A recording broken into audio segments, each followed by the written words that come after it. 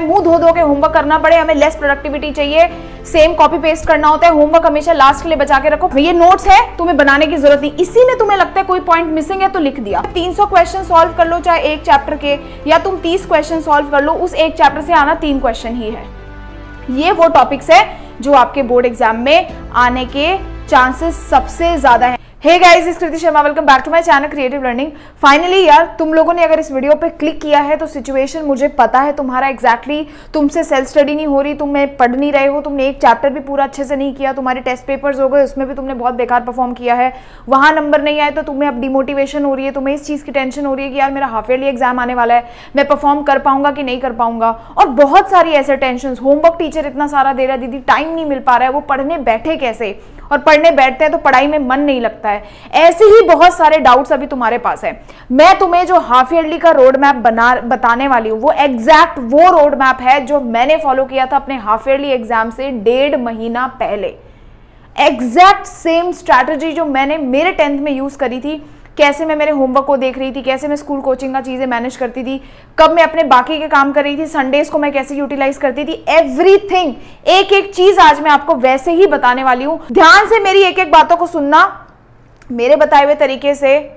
इससे अच्छा तुम्हें स्ट्रैटेजी वीडियो नहीं मिलने वाला पूरे YouTube पे, क्योंकि एग्जैक्ट मेरा फ्रेमवर्क मैं तुम्हें यहाँ पे प्रोवाइड करने वाला। अब सबसे पहले देखते टाइम मैनेजमेंट। सबसे बड़ी दिक्कत क्या हुई, स्टार्टिंग में जब नई नई स्कूल गई थी तो क्या करती थी, पहले घर पे आके सोचती थी पहले होमवर्क करके रख दूंगी, उसके बाद मैं सेल्फ स्टडी करूंगी, फिर स्कूल कोचिंग का जो भी पढ़ा रहे हैं वो रिवाइज करूंगी। सबसे बकवास तरीका है ये करने का, मैंने खुद ये गलती कर रखी है। बच्चे घर जाएंगे, सबसे पहले 80% बच्चे सबसे पहले होमवर्क लेके बैठते हैं, और यही करने की वजह से तुम कभी सेल्फ स्टडी तक पहुंच ही नहीं पाते, इतने थक जाते हो। तो याद रखो कि घर पहुंचते साथ आपको होमवर्क नहीं करना है, बिल्कुल भी आपको होमवर्क नहीं करना है। होमवर्क आपको लास्ट में करना है। आप चाहे मुंह धो धो के होमवर्क करना पड़े, हमें लेस प्रोडक्टिविटी चाहिए, सेम कॉपी पेस्ट करना होता है, होमवर्क हमेशा लास्ट के लिए बचा के रखो। पहले घर आते ही साथ फ्रेशन अप हो करके खुद से 2 से 3 घंटे का स्केड्यूल पूरा करेंगे। तो अगर अब हम इसको देखें तो कैसे बना, सबसे पहले आप सेल्फ स्टडी करेंगे, उसके बाद आपके कोचिंग और स्कूल में आपको उस दिन जो कराया है उसे रिवाइज करेंगे, और लास्ट में होमवर्क करेंगे। तो होमवर्क आपको समझ आ गया कब करना है। आप चाहे स्कूल में फ्री पीरियड है वहीं पे करो, जहां पर भी जो सबसे ज्यादा तुम्हारा अनप्रोडक्टिव टाइम है तो उस टाइम पे तुम्हें होमवर्क खोल करके करना है बच्चों, उससे पहले नहीं करना है। ये चीज सबसे पहले दिमाग में रखो, तब तुम्हारे लिए टाइम बचेगा। अब बात करते हैं डायरेक्टली टाइम टेबल पे। जो टाइम टेबल ये है, ये एग्जैक्ट 1.5 महीना पहला मेरा टाइम टेबल है जो मैंने हाफ ईयरली में फॉलो किया था। ध्यान से सुनना, मेरा सिंपल सॉर्टेड मेथड था कि भाई मेरे को एक चैप्टर 3 दिन के अंदर खत्म करना है। अब वो साइंस और सोशल में से कोई एक चैप्टर होना चाहिए, और मैथ्स में रोज कर रही थी कुछ टाइम, तो तुम्हारे ऊपर है, कभी तुमने 1 घंटा कर लिया, कभी 1.5 घंटा कर लिया, कभी 2 घंटा कर लिया। जितने टाइम तुम मैथ्स कर पा रहे हो, जितना टाइम मिल पा रहा है फ्री टाइम, उतना तुम मैथ्स करो। तो सबसे पहले 3 दिन में एक चैप्टर करना है। अब यार लॉजिक है ना यार, 3 दिन में मैं एक चैप्टर करने के लिए बोल रही हूं तो कुछ चीज सोच के बोली होगी ना कि इतने अच्छे से उसको करना है कि आपको बार बार ना करना पड़े।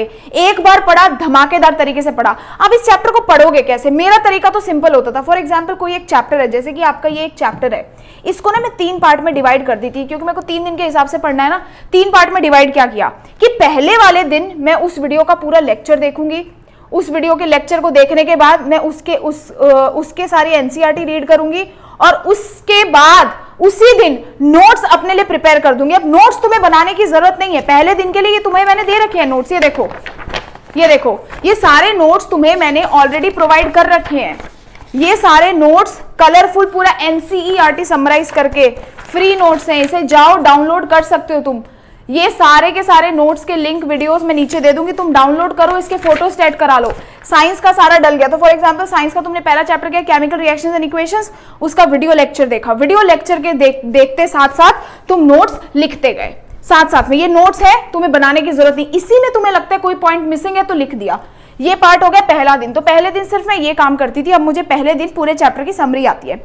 सेकेंड डे में जैसे ही पहुंचती थी तो उस चैप्टर के लिए मैं क्या कर रही हूँ, सेकेंड डे में उस चैप्टर को फिर से हाफ एन आवर रिवाइज करती थी बहुत अच्छे तरीके से, दोबारा से एक बार उसका कंप्लीट रिवीजन मारती थी, और साथ में एनसीईआरटी के जितने भी आपके क्वेश्चंस होते थे, इन टेक्स्ट क्वेश्चन, बैक एक्सरसाइजेस, वो सारे के सारे खत्म करती थी बाय हार्ट। जो मुझे लगता था मुझे लिख के देखने में, लिख के प्रैक्टिस करती थी। ये काम होता था मेरा सेकेंड डे पे। अब थर्ड डे पे क्या करना है, थर्ड डे पे दोबारा तुम्हें एक बार 10 से 20 मिनट वो चैप्टर रिवाइज करना है, उसके बाद PYQ सॉल्व करने हैं उस पर्टिकुलर चैप्टर से रिलेटेड बोर्ड एग्जाम में क्या टॉपिक्स आ रहे हैं, कौन कौन से टॉपिक्स आ रहे हैं, मैं उसकी लिस्ट बनाती थी। फॉर एग्जाम्पल ये देखो, इस तरीके की लिस्ट बनाती थी। जैसे जब मैं केमिकल रिएक्शंस एंड इक्वेशंस पढ़ रही हूँ, हर दिन मैं पढ़ रही हूँ, तीसरे दिन मैं क्या करूंगी, थर्ड डे पे पीवाईक्यूज करूंगी, प्रीवियस ईयर क्वेश्चन पेपर्स करूंगी। उसके बाद मुझे आइडिया लगता जाएगा, जैसे कि मैं तुम्हें हर बार बताती हूँ ये स्कोर 100 बुक्स लो। क्यों मैं बोल रही हूँ लेने के लिए, क्योंकि यहीं से पेपर रिपीट होगा तुम्हारे टेस्ट में। अभी जो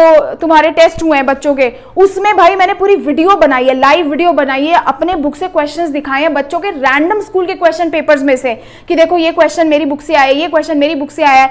वो वीडियो मैं तुम्हारे लिए अटैच कर दूंगी, उसे पूरा देख लेना एक बार अच्छे से। अब करना क्या है, फॉर एग्जाम्पल जब तुम पहला क्वेश्चन पेपर करोगे तुम्हें समझ आ जाएगा कि यार पहले क्वेश्चन पेपर से, इस पर्टिकुलर चैप्टर से, क्योंकि आपने पूरा चैप्टर पढ़ लिया है, कुछ क्वेश्चंस आए हैं। जैसे मैंने तुम्हारे पहले के 3 क्वेश्चन पेपर सॉल्व करे, तो मुझे क्या समझ में आया कि आपके केमिकल रिएक्शंस बैलेंस करने के लिए 1.5 नंबर की आती है। आपके बेरियम क्लोराइड वाली रिएक्शन है, ये वाली रिएक्शन है, ये इंपॉर्टेंट है, हर साल इस वाली रिएक्शन से 2 या 3 नंबर का क्वेश्चन आया ही आया है, तो ये आपको रट लेनी है। तीसरा मैंने क्या देखा, टाइप ऑफ रिएक्शंस में रिडॉक्स रिएक्शन और डिकम्पोजिशन रिएक्शन से 1 या 2 मार्क में क्वेश्चन बहुत ज्यादा आ रहा है। लास्ट में मैंने देखा उसके अलावा सिर्फ एक्टिविटी ऐसी चीज है जहां से आपके क्वेश्चन रिपीट हो रहे हैं। इस तरीके की तीसरे दिन आपको लिस्ट भी बनानी है पीवाईक्यू सॉल्व करते करते, ताकि आप जब अगली बार आप कभी जाकर के अपने चैप्टर को रिवाइज करोगे तो आपको मुंह जबानी पता होगा कि भाई ये चैप्टर से इंपॉर्टेंट क्या क्या है। हर बार आप रिविजन में उस चैप्टर को पूरा नहीं पढ़ते हो। जब आपका हाफ ईयरली आएगा ना, आप सारे चैप्टर को एक इंटेंसिटी से नहीं पढ़ते हो बच्चों, ये गलत तरीका है। आप पढ़ते कैसे हो, कोई भी चैप्टर है उसमें आपको पता होता है कि इंपॉर्टेंट क्या है, तो इंपॉर्टेंट चीजों को ज्यादा जोर देके पढ़ते हो कि हाँ ये इंपॉर्टेंट है, ये मुझे ज्यादा पढ़ना है। और जो आसान चीजें हैं, जो ऐसे टॉपिक्स हैं जहां से ज्यादा क्वेश्चन नहीं पूछे जाते, उसको तुम बस रीड करते हो, लेकिन क्वेश्चन प्रैक्टिस तुम इस वाले पार्ट से करते हो। तो इसीलिए बोल रही हूं, अगर तुमने स्कोर 100 बुक से बैक टू बैक 10 से 12 क्वेश्चन पेपर्स यानी पीवाईक्यू सॉल्व कर लिए, तुम्हें कुछ करने की जरूरत नहीं है। तुम्हें 300 क्वेश्चन सॉल्व कर लो चाहे एक चैप्टर के, या तुम 30 क्वेश्चन सॉल्व कर लो, उस एक चैप्टर से आना 3 क्वेश्चन ही है। तो तुम्हें चूज करना है, तुम्हें 300 क्वेश्चन करके 3 क्वेश्चन सॉल्व करने या 30 क्वेश्चन करके 3 क्वेश्चन करके आने हैं। ये दिमाग में रखो, इसीलिए आप ये पीवाईक्यूज करो। तो तीसरे दिन पे मैंने क्या बोला, आपने क्या करनी है बच्चों, पीवाईक्यूज करनी है। पीवाईक्यूज आपने जैसे ही चैप्टर खत्म किया, क्वेश्चन पेपर उठाया, उस पेपर में देखा, अच्छा सीबीएसई 2024 का पेपर है, गोला मारते गए, ये केमिकल रिएक्शंस एंड इक्वेशंस का सॉल्व कर दिया, फिर किया। ऐसे आप 10 ईयर्स के अभी से सॉल्व करना शुरू कर दो। तो ये सारी की सारी बुक्स आपके लिए मैं Amazon पे 24 घंटे के लिए डिस्काउंट पे डाल रही हूं। मैं फिर उसका डिस्काउंट रिमूव कर दूंगी, मुझे चाहिए ही नहीं है। जो बच्चा नहीं पढ़ना चाहता है वो उसको डिले करे। बच्चों के लिए जिसको चाहिए वो डिस्काउंट पे आ जाएगा, Amazon पे आप लिंक ले सकते हो। और वीडियो एक बार जरूर देख लेना, लास्ट पे अटैच करा है लाइव वीडियो, तुम्हारे सामने तुम्हारे क्वेश्चन पेपर से निकाल के दिखाए हैं क्वेश्चन जो टीचर्स ने बनाए हैं। तो सोचो बोर्ड में कहां से पेपर बनेगा। अभी भी बोलती हूं नहीं आएगा इससे बाहर से पेपर। तो जब एक चैप्टर हो गया बेटा, आप ध्यान से सुना, तुम्हारे पास क्या है, एक लिस्ट प्रिपेयर हुई। फिर अगले 3 दिन तुम कोई दूसरा चैप्टर करोगे और उसमें से भी तुम्हारे पास एक और लिस्ट क्रिएट होगी। तो एक छोटी सी नोटबुक बना लेना, जैसे मैंने बनाई होती थी। ये देखो, इस तरीके की एक नोटबुक तुम क्रिएट कर सकते हो और उसमें हर एक चैप्टर के इंपॉर्टेंट चीजें पीवाईक्यूज करते करते लिख सकते हो। ये तुम्हारे लिए है सबसे ज्यादा इंपॉर्टेंट चीज जो तुम्हें मदद करेगी बोर्ड एग्जाम में नंबर लाने के लिए, क्योंकि बोर्ड में हमेशा याद रखना 20% सिलेबस से ही 80% क्वेश्चन आते हैं और यही तुम्हें बार बार रिवाइज करने हैं। इन्हीं क्वेश्चंस पे ज्यादा फोकस करते हुए चलना है। ये हुआ तुम्हारा चैप्टर खत्म, ठीक है। हर दिन तुमने क्या किया, 3-3। अब तुम्हारे पास वीक में कितने चैप्टर्स हो गए, 2, और मंथ में कितने, 8 चैप्टर्स। अब एक बार तुमने 3 दिन साइंस पढ़ा तो अगले 3 दिन तुम सोशल पढ़ सकते हो। सेम मैं भी ऐसी करती थी। फिर वही करोगे, पहले दिन पूरा चैप्टर समझा। नोट्स मैंने सोशल के सारे नहीं दिए बट कुछ दे दिए हैं, जैसे सिविक्स का दे दिया, बहुत जल्दी बाकी भी दे दूंगी। तो नीचे सारे नोट्स के लिंक है, वो देख लेना। अब दूसरा काम क्या करना है बच्चे, कोचिंग और स्कूल में जो भी तुम्हें पढ़ाते हैं उसको स्कूल से थोड़ा टाइम पहले या कोचिंग से थोड़ा टाइम पहले रिवाइज कर लेना। अब रिवाइज क्या करना होता है ना, देखो कई बार हमें बहुत टाइम लगता है क्योंकि हमारे पास तो टाइम नहीं है, हम सारा टाइम तो सेल्फ स्टडी में डाल रहे हैं। इसको रिवाइज करने का तरीका क्या है कि मान लो ट्यूशन में 4 टॉपिक्स पढ़ाए, कोई भी यूट्यूब पे जाओ, 1 शॉट लेक्चर निकालो, उन 4 टॉपिक्स को बस यूट्यूब वीडियो से देख के चले जाओ ताकि तुम्हारे दिमाग में रजिस्टर हो, ताकि जब ये टॉपिक्स तुम सेल्फ स्टडी में पढ़ने बैठो तो तुम्हें 30 to 40% सिलेबस ऑलरेडी बच्चों आता हो और तुम्हारी स्पीड बढ़ जाए और तुम जल्दी से जल्दी सॉल्व कर सको, ठीक है।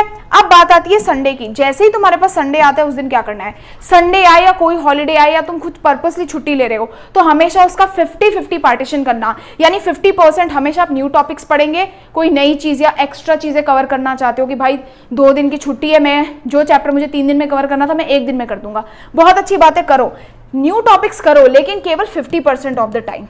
बाकी के 50% में आपको केवल रिवीजन ही करना है। हर एक चैप्टर खत्म होने के बाद आपको उसे उसी वीक में कम से कम 2 बार रिवाइज करना है, लोगों को पढ़ाना है, बट उसको दिमाग में रजिस्टर कर लेना है। और अब रिवीजन कैसे करोगे, जैसे बताया, जो लिस्ट आपने प्रिपेयर की थी ना बच्चों इंपॉर्टेंट टॉपिक्स की, उस पे फोकस आप ज्यादा करोगे, इन पे ज्यादा फोकस करोगे।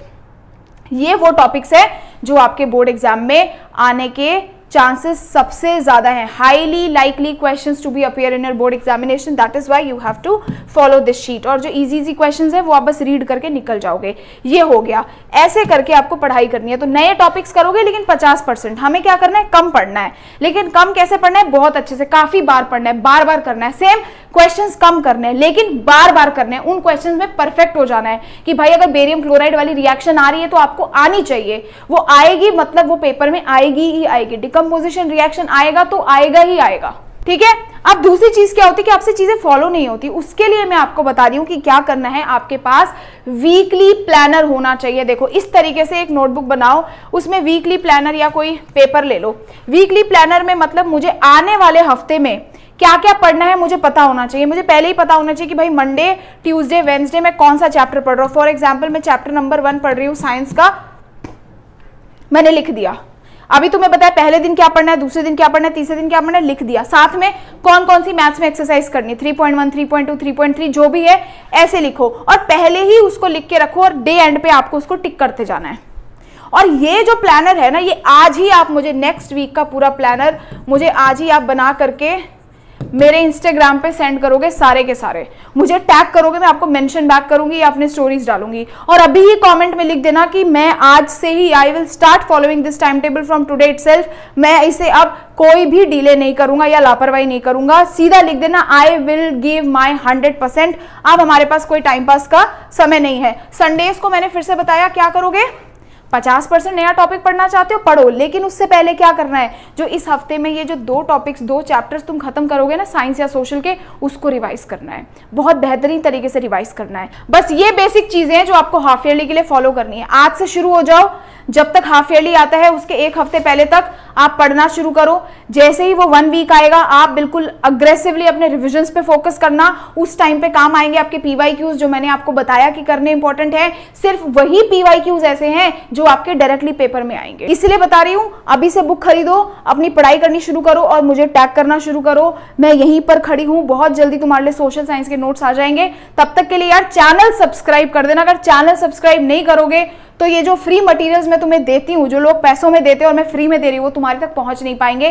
Till then thank you so much and bye bye, love you. किसी स्टूडेंट ने अपना टेस्ट पेपर भेजा है साइंस का, कुछ हाई स्कूल की कोई स्टूडेंट है, तो मैंने जैसे बोला था कि क्यों आपके लिए सिर्फ स्कोर 100 बुक्स है जो रिक्वायर्ड है आपके एनसीईआरटी के अलावा, उसका एग्जाम्पल दिखा रही हूँ। जैसे कि मैंने ना अभी क्वेश्चन पेपर खोला ही था, तो साइंस का आपका ये क्वेश्चन है 2 मार्कर का, why do we feel pain और cramps in muscle after a vigorous exercise.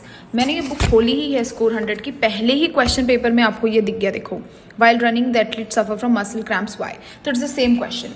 ऐसे ही मैं आपको भी बहुत सारे क्वेश्चंस दिखाऊंगी, इसीलिए मैं आपको बोलूँ कि score 100 is the only book that you need आपके एनसीईआरटी के अलावा। ये देखो, ये रिएक्शन है MnO2HCl, अगेन ये रिएक्शन है तुम्हारी, स्टार्टिंग में ही आ जा रही हैं ये सारी की सारी। और अभी तो ये मैं बिल्कुल रैंडम चेक कर रही हूँ एक्चुअली, ये तो अभी एक ही क्वेश्चन पेपर से मैंने तुम्हें इतने क्वेश्चंस दिखा दिए। Again see this question number, an object of 5 centimetre length, यहाँ पे बस न्यूमेरिक चेंज है, it's the same question, 10 centimetre 25 centimetres away, see. और ये है क्वेश्चन नंबर 2023 का CBSE बोर्ड का क्वेश्चन पेपर है, and this is your school के टेस्ट्स। साइंस में यार हर एक सब्जेक्ट में बात करें तो ये देखो यहाँ पे लिखा है कि फ्रेंच रेवोल्यूशनरीज ने क्या स्टेप्स लिए थे कलेक्टिव आइडेंटिटी क्रिएट करने के लिए। सेम क्वेश्चन पूछा है, ये देखो सेम क्वेश्चन यहाँ पे, 3 measures that were introduced by French revolutionaries to create a sense of collective identity among the French people. फिर आपके पास यहाँ पे सस्टेनेबल डेवलपमेंट के बारे में पूछा हुआ है, क्या है सस्टेनेबल डेवलपमेंट। यहाँ पे ये 2 मार्क का क्वेश्चन है, 3 मार्क का सॉरी, यहाँ पे आपका 5 मार्क का दे रखा है, तो ये 5 मार्क का पढ़ लिया तो 1 मार्क में भी, 2 मार्क में भी, 3 मार्क में भी और 5 मार्क्स में भी आप इसको अटेम्प्ट कर सकते हैं।